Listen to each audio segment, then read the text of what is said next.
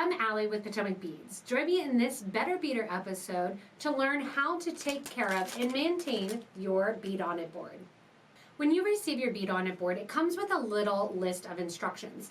These instructions say, congratulations on the purchase of your BeadOnIt board that Morgan and the BeadOnIt board team have made. In those instructions, it says how to use and then also how to clean and maintain your board. I thought I would go over some of those helpful tips in order to help you learn how to better care for your wonderful BeadOnIt board. The first tip is going to be, obviously, be smart. Don't eat or drink around your board because it is fabric and you can damage it. Just like clothing, just like anything you're wearing, sofa, upholstery, you may have an issue where you do spill on the area. So the less you can have those things near you, the more you're going to have that problem solved for you already. If you do happen to make a spill though, I will go over how to clean it. The other thing that you want to make sure is that on the BeadOnIt board, the sides of the board are going to be foam.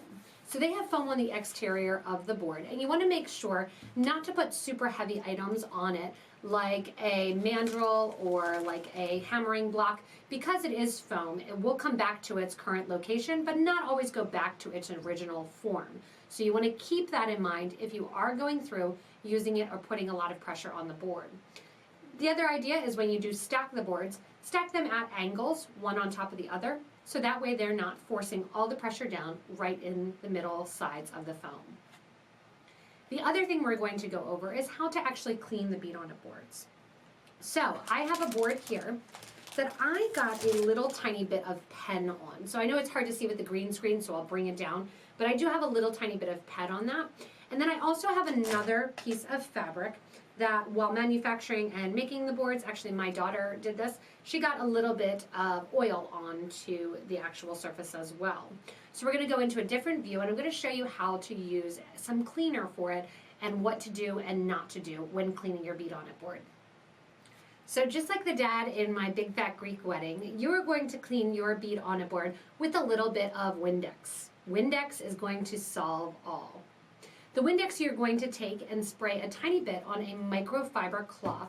Rather than directly onto your beadboard, you want to spray it onto a piece of cloth. I have my one here that has just a little bit of a pen mark. I'm going to take this off the screen here, spray a little bit onto my fiber cloth, which in my case is actually a little piece of the BeadOnIt board. I have that there and I'm going to take it and I'm going to go with the grain of the fabric in order to lighten up and get rid of that pen mark. Now you want to think about the fact that it's like a fabric or a shirt, that when you have different stains, you're going to have different things that work better to get them out one over the other. Now you want to take a different portion of the piece and then rub against as well too, making sure I'm going with the grain of the fabric to help get out those stains. Now you can see it has lightened it, which is awesome, but because it is pen, it's going to be a little bit more difficult. You can try a little bit of, but I can almost not see it anymore. That's exciting. You can try a little bit of hairspray too, works really well for pen if you happen to get pen on it, and then other fabrics as well too.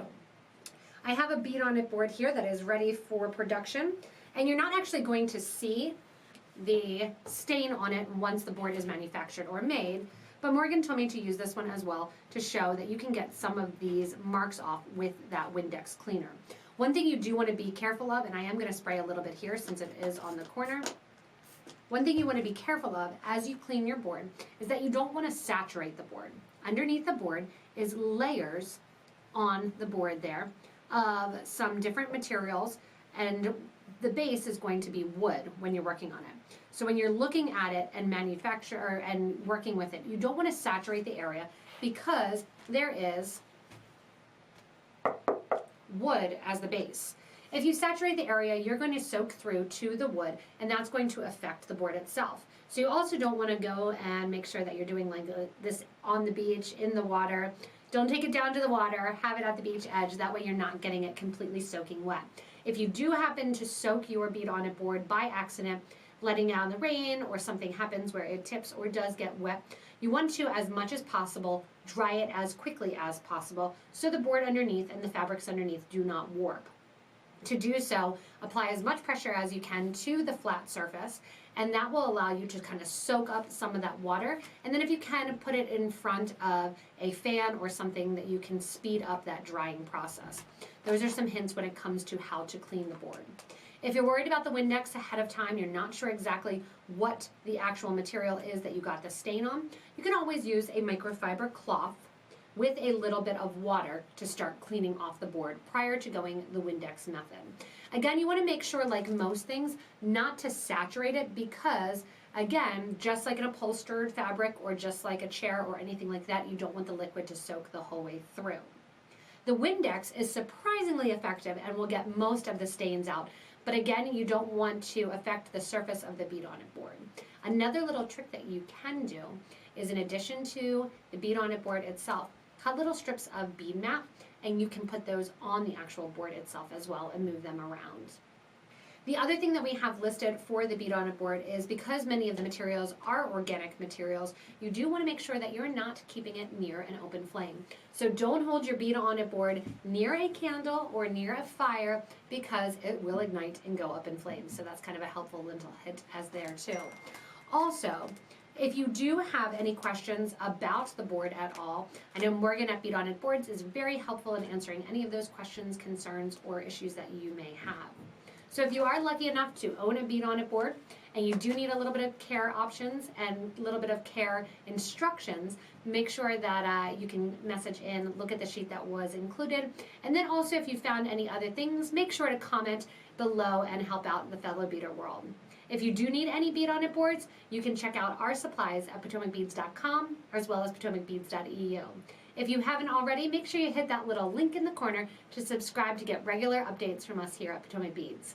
Thanks so much for watching, everyone, and happy beading!